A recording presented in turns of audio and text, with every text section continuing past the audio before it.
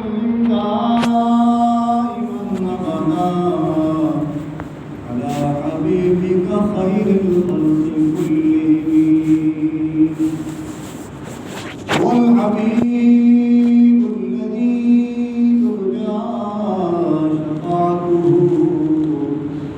في كل هول من الأهوال المقتحمين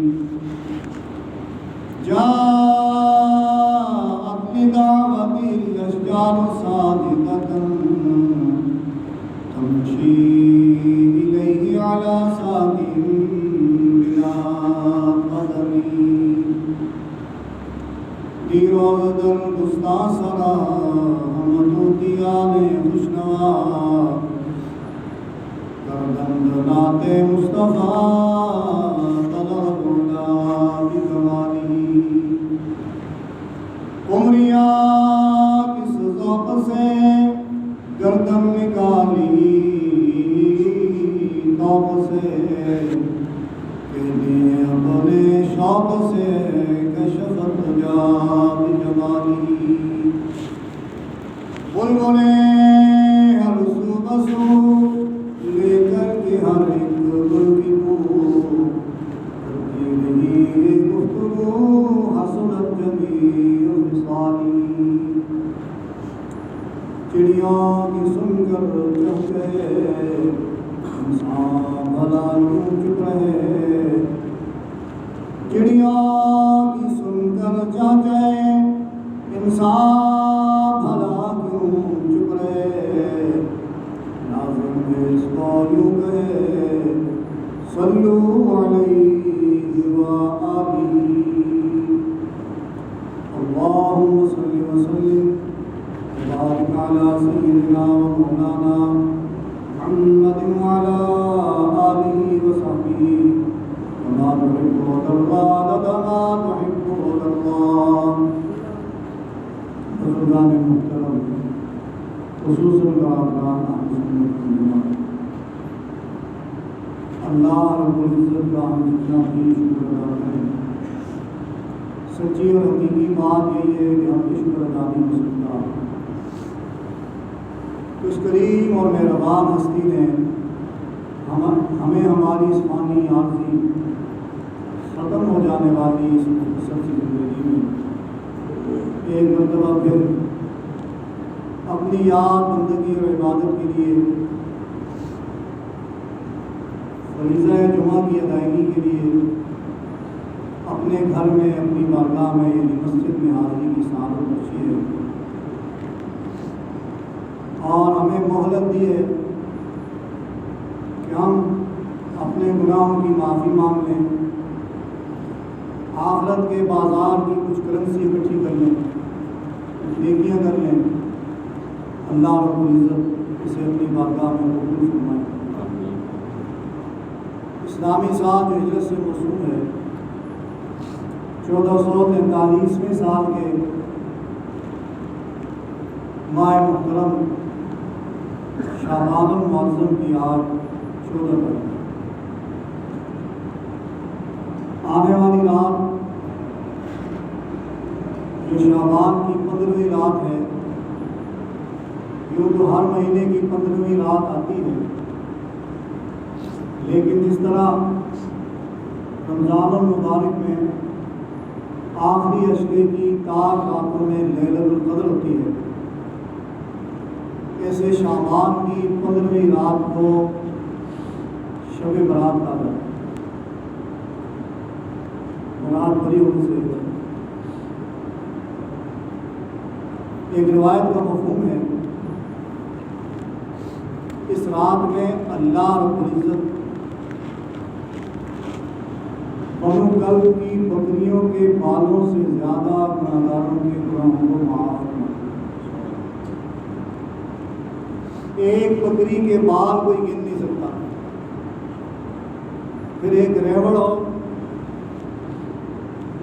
پھر ریوڑ ہی نہیں قبیلے کے ریوڑ ہو کوئی شمار ہے کوئی گنتی اللہ کتنے مہربان ہیں کتنے رحیم ہیں کتنے کریم ہیں اس ایک رات کی عبادت کرنے والے دنیا بھر میں بسنے والے مسلمان بنو کلب کی بکریوں کے بالوں سے زیادہ گناہ گاروں کو اور ان کے گناہوں کو معاف کیا جاتا ہے۔ اور قربان جاؤ اللہ کے، یہ نہیں فرمایا کہ پوری رات عبادت کرنے والے کے لیے یہ اجر ہے۔ رات شروع ہوتی ہے غروب آفتاب سے، مغرب کی اذانیں ہوتی ہیں نا، رات شروع ہو جاتی ہے اور رات رہتی ہے طلوع صبح صادق تک، جس وقت سے روزہ شروع ہو جاتا ہے۔ اذان تو کوئی آگے پیچھے دے جاتے بعد میں، پہلے کوئی دے تو اذان نہیں ہوتی اور بعد میں کوئی لیٹ بھی دیتے رہتے ہیں، لیکن جس وقت روزہ شروع ہو جاتا ہے دن آ جاتا ہے۔ اب حالانکہ کچھ وقت اندھیرے کا ہے لیکن اسے دن میں شمار کیا گیا ہے، اور ادھر مغرب کچھ وقت روشنی کا ہے لیکن اسے رات شمار کیا۔ رات دن کس نے پیدا کیا؟ خلق اللیل والنہار، کس نے پیدا کیا؟ رات کو بھی اللہ نے پیدا کیا، دن کو بھی اللہ نے پیدا کیا۔ اس کی حدود اللہ بتائیں گے یا بندے بتائیں گے؟ اللہ بتائیں گے نا۔ اللہ نے رات کا ثواب پوری رات کا رکھا ہے یا کچھ حصے کا؟ جی پوری رات کا۔ لیلۃ القدر کے بارے میں جو سورہ قدر میں آتا ہے، حافظ صاحب کیسے آتا ہے؟ ہیا حتی مطلع الفجر، تو رات شروع ہوئی مغرب سے اور طلوع صبح صادق تک، یہ ساری کی ساری کیا ہے؟ رات ہے۔ اس رات کے کسی پیر کو عبادت کر لے، کتنی کر لے، وہ اس اجر و ثواب کا مستحق ہو جائے گا۔ دینے والی ہستی کون سی؟ اللہ کی، لیکن خناس آئے خناس، قرآن مجید کی آخری صورت پڑھی ہوئی ہے نا، سب کو یاد ہونی چاہیے۔ صرف ایک سورہ اخلاص ہی پہ نماز کا گزارا نہ فرمائیں، 10 صورتیں تو کم از کم یاد ہونی چاہیے کہ نہیں؟ جی ہونی چاہیے نا، کم از کم 10 صورتیں یاد ہونی چاہیے، زیادہ ہو جائے نور نہ نور، لیکن کم از کم 10 صورتیں یاد ہوں، تاکہ نماز کی ہر رکعت میں الگ الگ صورت پڑھی جائے۔ تفصیلات کا وقت نہیں۔ آخری صورت سورہ ناس کہلاتی ہے، قل اعوذ برب الناس ملک الناس الہ من شر الوسواس الخناس۔ یہ اللہ کا حکم ہے نا، اللہ کو یاد کر کر کے، رب الناس، الہ الناس، ملک الناس، جی الہ الناس، اس بار بار اللہ اپنے مختلف صفاتی ناموں کو ہم سے کہلواتے ہیں کہ میری پناہ میں آ جاؤ، کس سے بچنے کے لیے؟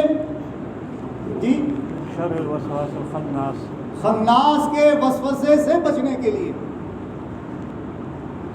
قل اعوذ برب الناس، رب الناس، آگے ملک الناس، آگے الہ الناس، من شر الوسواس الخناس، من شر الوسواس الخناس۔ اے اللہ، جو آپ لوگوں کے رب ہیں، جو لوگوں کے الہ ہیں، جو لوگوں کے مالک ہیں، آپ خناس کے وسوسے سے ہماری حفاظت فرمائیں۔ یہ دعا سکھائی، تفصیلات وقت نہیں، سورہ معوذتین کیسے نازل ہوئی۔ تو خناس کیا ہے؟ آگے اللہ نے فرمایا، جن کو سورہ ناس آتی ہے، من شر الوسواس الخناس الذی یوسوس فی صدور الناس۔ خناس کون ہے؟ جو لوگوں کے دلوں میں وسوسے ڈالتا ہے، جو لوگوں کے دلوں میں وسوسے ڈالتا ہے۔ اب جن کو سورہ ناس یاد ہے، ایک ہی آیت رہ گئی ہے، من الجنۃ والناس، یاد ہے کسی کو؟ پڑھیں جن جن کو یاد ہے، من الجنۃ والناس، سارے پڑھ لیں، آپ من الجنۃ، سب پڑھ لیں، من الجنۃ والناس۔ ایک دفعہ تو میرے ساتھ پڑھیں، اعوذ باللہ من الشیطان الرجیم، بسم اللہ الرحمن الرحیم،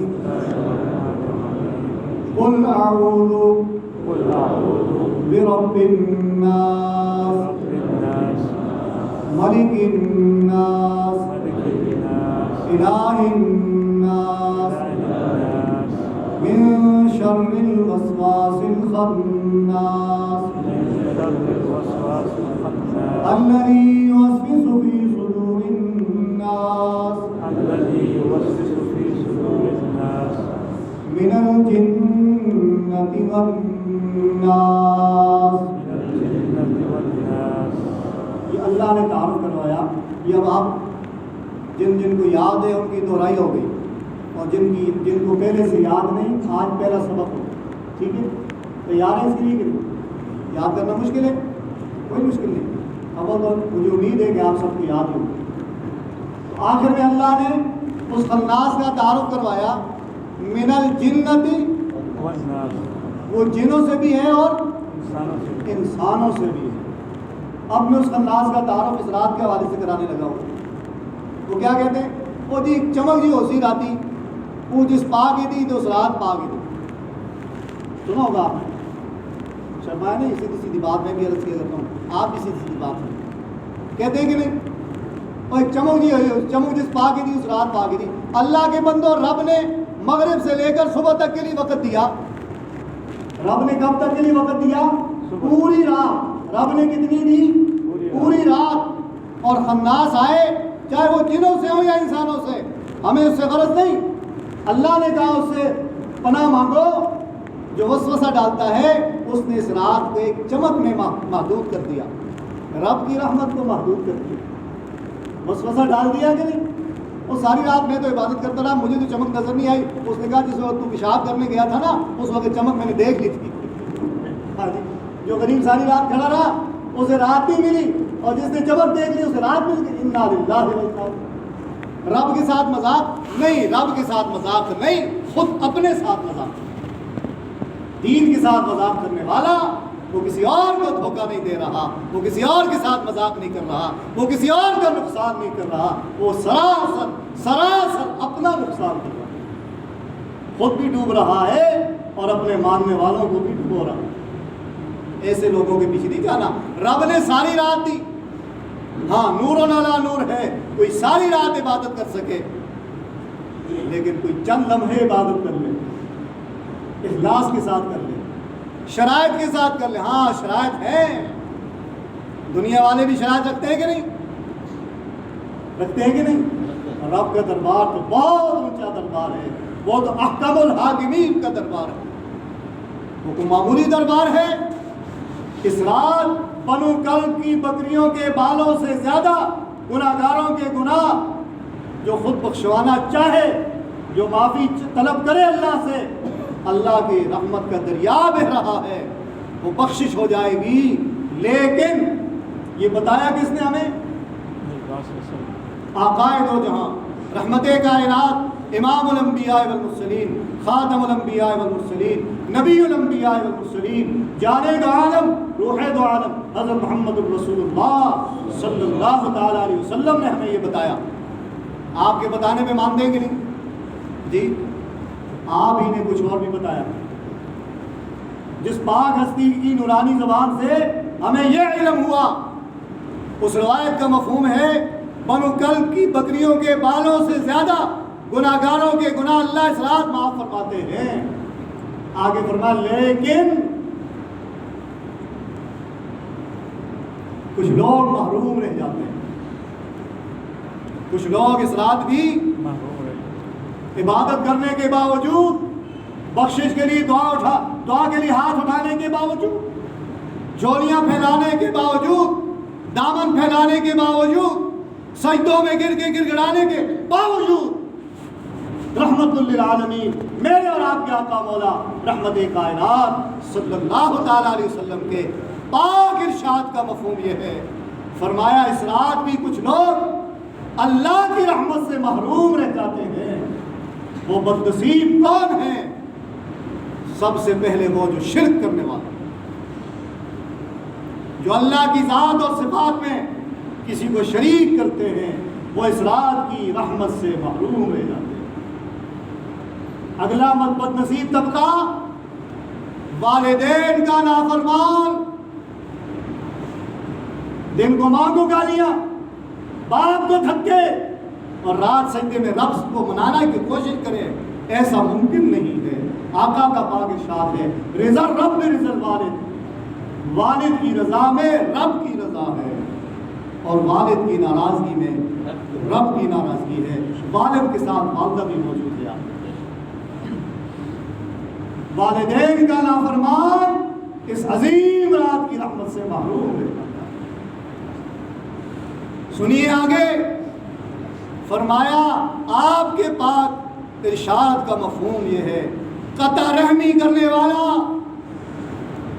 رشتہ داروں میں پھوٹ ڈالنے والا، رشتہ داروں سے قطع تعلقی کرنے والا، وہ سارا مفہوم ہے روایت کا، وہ ساری رات سجدے میں گر کے آنسو بہاتا رہے، اس رات کی رحمت سے اسے کچھ بھی نہیں۔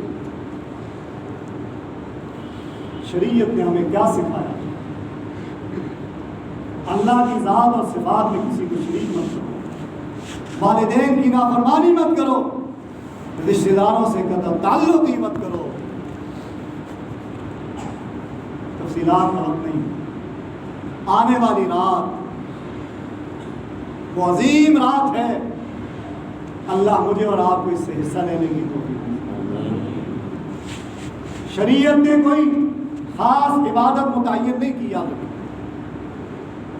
آپ کی طبیعت ہے 2 نفل پڑھنے کی، اور آپ کی طبیعت ہے 100 نفل پڑھنے کی، آپ کو اجازت ہے۔ آپ 1 تسبیح درود شریف کی پڑھ سکتے ہیں، یا آپ 1,00,000 دفعہ درود شریف پڑھنے کی ہمت رکھتے ہیں، خوش نصیب ہیں۔ شریعت نے کوئی پابندی نہیں۔ آپ 1 دفعہ کلمہ طیبہ کا فکر کرتے ہیں یا 1,00,000 دفعہ کرتے ہیں، شریعت نے پابند نہیں کی۔ صبح کے 2 فرض رکھے، 2 سنتیں پہلے، ظہر کے 4 فرض، 4 سنتیں 2 بعد کی، عصر کے 4 فرض، مغرب کے 3 فرض اور 2 سنتیں، اسی طرح عشاء کے 4 فرض، 2 سنتیں اور 3 وتر، متعین کر دی عبادت۔ لیکن راتیں جو آتی ہیں، نفلی عبادت مرضی میں چھوڑ دی، تھوڑا کر سکو یا زیادہ کر لو، شریعت نے تمہیں پابند نہیں کیا، بلکہ انتہائی آسان نسخہ عرض کرتا ہوں۔ روایت کا مفہوم ہے عشاء کی نماز جماعت کے ساتھ پڑھ لو، عشاء کی نماز جماعت سے پڑھ لو، سکون سے اطمینان سے جا کر سو جاؤ، اللہ کی کوئی نافرمانی نہ کرو، اور صبح فجر کی نماز جماعت کے ساتھ پڑھ لو۔ ان خوش نصیبوں میں تمہارا نام لکھ دیا جائے گا جو ساری رات جاگ کر اللہ کو مناتے ہیں۔ فرض کا اور جماعت کا اتنا ثواب ہے، اللہ سمجھنے کی کوشش۔ ساری رات جاگے رہے اور فجر کی نماز میں سوئے رہ گئے، پھر فائدہ ہے کہ نقصان؟ پھر نقصان۔ جتنی ہمت ہے اتنی عبادت۔ یہ روزہ بھی مستحب ہے، مسنون ہے۔